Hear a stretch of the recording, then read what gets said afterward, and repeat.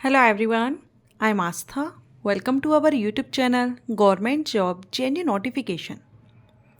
SSC CHSL examination के बारे में आज के इस वीडियो में हम डिटेल में जानकारी लेने वाले हैं।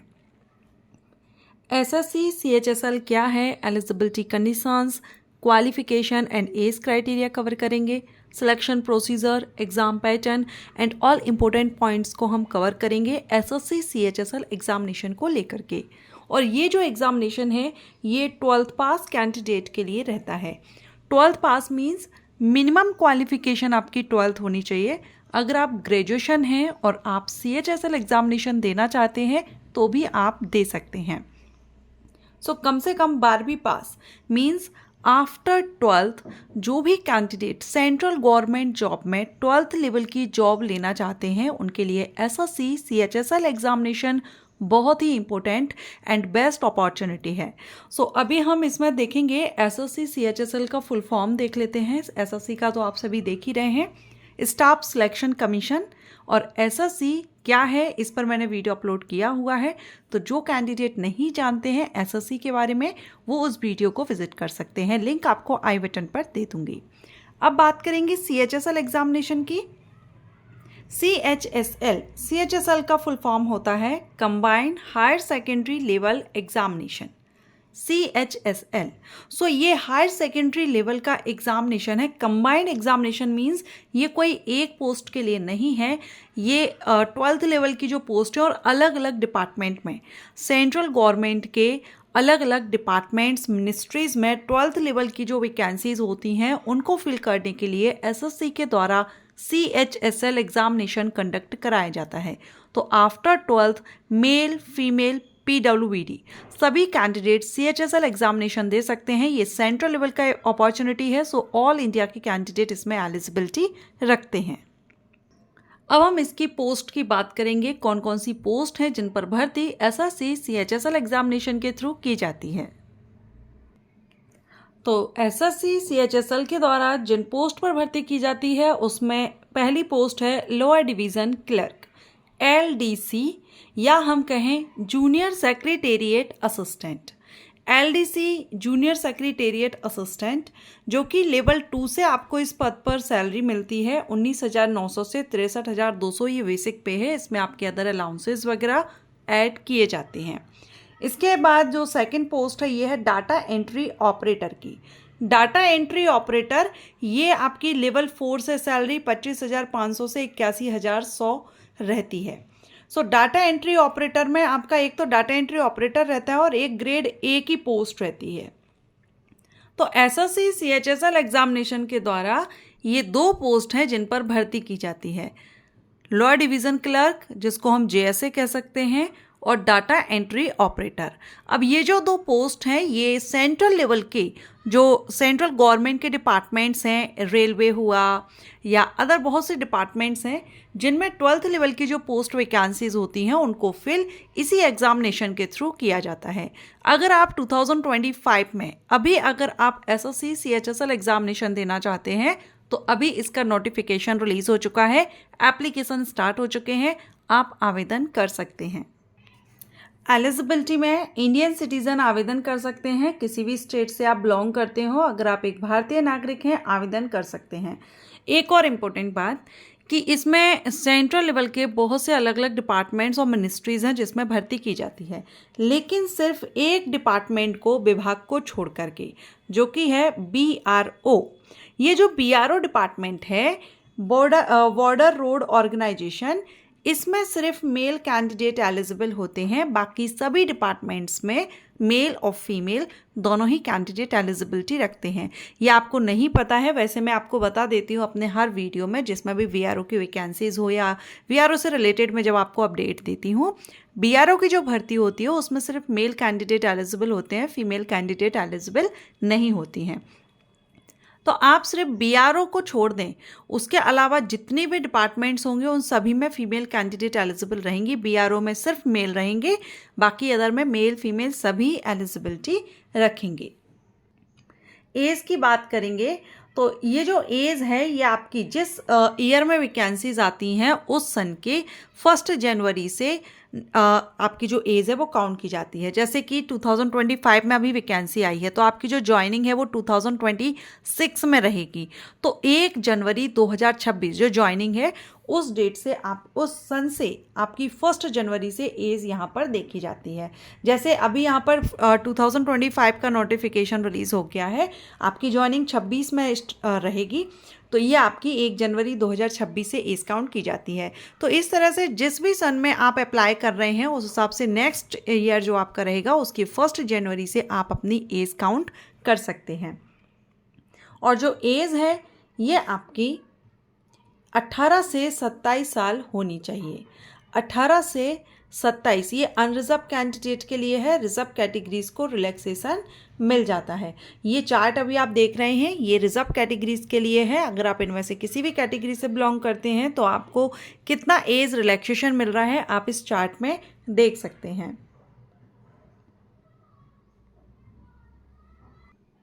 अब बात करेंगे क्वालिफिकेशन की। तो क्वालिफिकेशन भी आप जैसे एज आप जिस डेट से देखते हैं 1 जनवरी, उसी डेट से आपकी एज भी काउंट की जाती है और क्वालिफिकेशन भी आपकी उसी डेट तक कंप्लीट होनी चाहिए।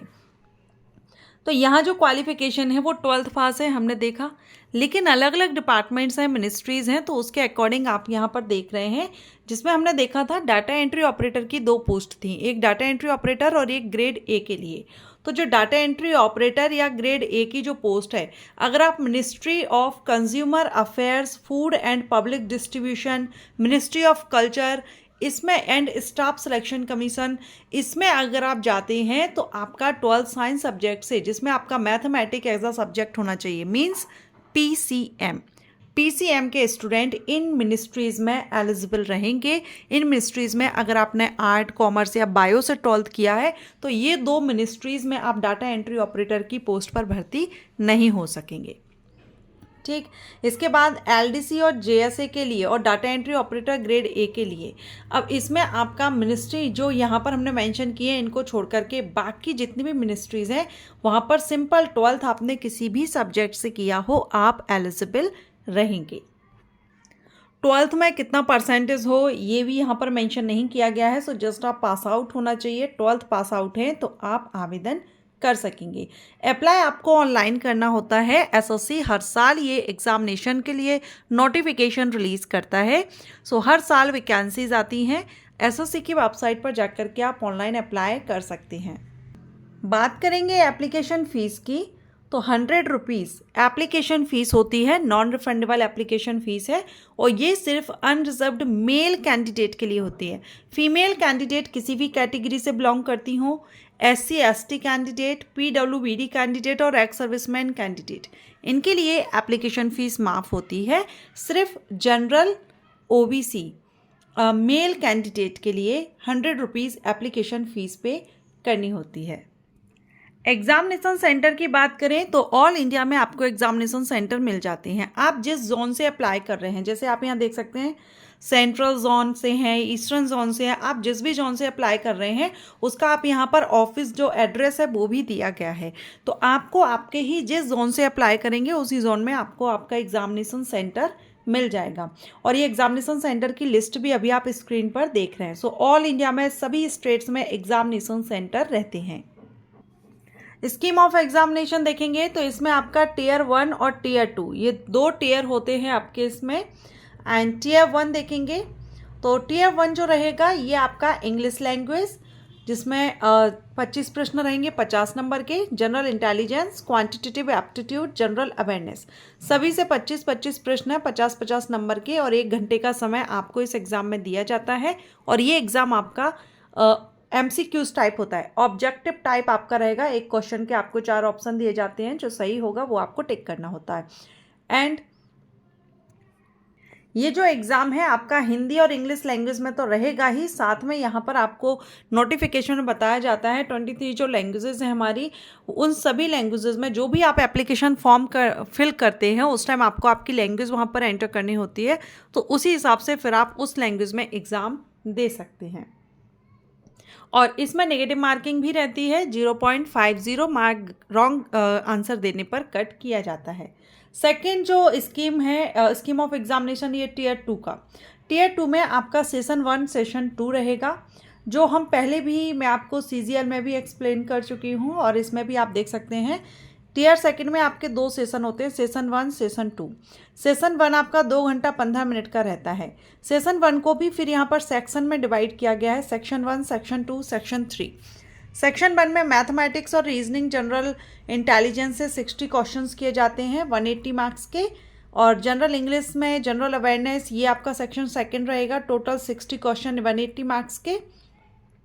और सेक्शन 3 में आपका कंप्यूटर नॉलेज रहता है, जो 15 प्रश्न 45 नंबर की। तो ये आपका सेशन 1 हो गया।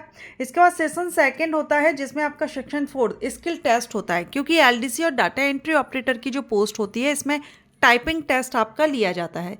तो रिटन एग्जामिनेशन हुआ, उसके बाद सेक्शन 4 जो आपका है सेशन सेकंड, ये आपका स्किल टेस्ट का रहता है, typing test and data entry operator का रहता है। सो ये यहाँ पर ये भी आपका MCQs टाइप ही रहता है, टीयर सेकंड भी। बाकी मैंने इस पर डिटेल में अच्छे से इंफॉर्मेशन दी हुई है, लिंक आपको आई बटन पर दे दूँगी, तो आप उसको विजिट कर लीजिएगा। सिलेबस भी अभी आप देख सकते हैं, यह आप स्क्रीन पर सिलेबस देख रहे हैं। इंग्लिश लैंग्वेज, ये टीयर 1 का सिलेबस है। English language, general intelligence, quantitative aptitude, जिसमें आपका number system, computation of whole number, decimal, fraction, fundamental arithmetical operations, algebra and geometry, mensuration, trigonometry, statistical charts, general awareness, ठीक। और ये आपका टीयर सेकंड का भी सिलेबस दिया गया है। तो ये आपको जब भी वैकेंसीज आती हैं, आप नोटिफिकेशन में ही आपको इसका डिटेल सिलेबस मिल जाता है। बाकी आप अभी आप देख सकते हैं, इसकी तैयारी करना चाहे कौन कौन से टॉपिक्स हैं तो वो आप अपने कवर कर सकते हैं। अब अगर हम बात करें 2025 की, जैसा कि मैंने बताया अभी वैकेंसीज आई हुई हैं, तो इसके लिए जो एप्लीकेशंस हैं 23 जून से स्टार्ट हो चुके हैं एंड लास्ट डेट 18 जुलाई है। 18 जुलाई तक आप आवेदन कर सकते हैं। 19 जुलाई तक फ़ी पे कर सकते हैं। करेक्शन विंडो 23 जुलाई और 24 जुलाई, ये आपकी करेक्शन विंडो सिर्फ 2 दिन ओपन रहेगी, ध्यान रखेंगे। टीयर 1 जो आपका एग्ज़ाम होगा, ये दोनों ही एग्जामिनेशन टीयर 1 और टीयर 2 कंप्यूटर बेस्ड रहते हैं। तो ये आपका 8 सितंबर एंड से 18 सितंबर तक आपका रहेगा। एंड फरवरी मार्च में आपका रहेगा सेकंड ईयर, उसके बाद आपका जो फाइनल रिजल्ट रहता है। सो अभी आप अप्लाई करेंगे, लेकिन ज्वाइनिंग आपको 2026 में मिलती है। लगभग 1 साल आपको लगभग टाइम लग जाता है। सो जो भी कैंडिडेट SSC CHSL एग्जामिनेशन के लिए आवेदन करना चाहते हैं, एप्लीकेशन अभी चल रहे हैं। और SSC CHSL एग्जामिनेशन को लेकर के ये इन्फॉर्मेशन अगर आपको अच्छी लगी हो, पसंद आई हो, तो वीडियो को लाइक ज़रूर करें। Thank you.